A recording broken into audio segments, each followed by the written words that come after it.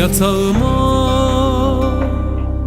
kokun sinmiş güzelim, yastığım yalan kokuyor. Odama güneş doğmuş sanki, gökyüzü hazan doluyor. Gözlerin seni bir kalemde ele veriyor. Kapat kapıyı, içeri aşk girmesin. Kapat kapıyı, gözyaşın dinmesin.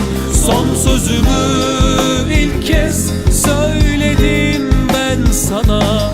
Bence sen aşksız ölmelisin.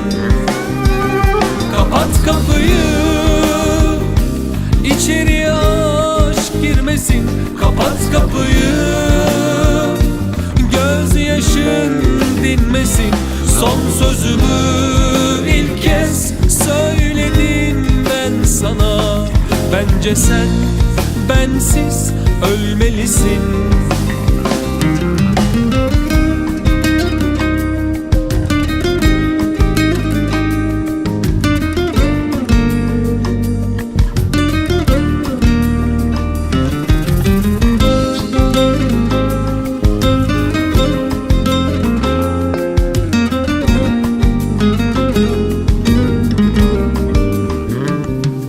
Yüzüme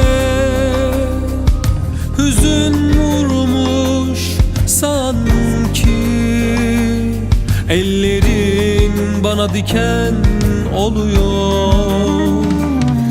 Odama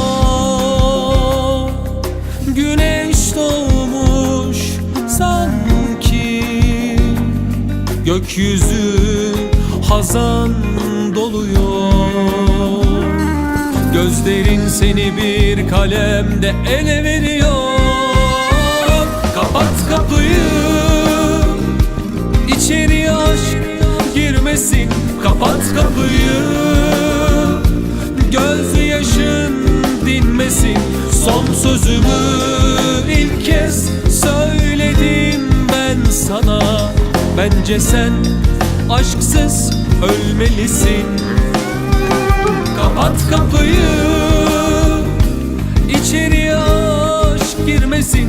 Kapat kapıyı, gözyaşın dinmesin. Son sözümü ilk kez söyledim ben sana. Bence sen bensiz ölmelisin.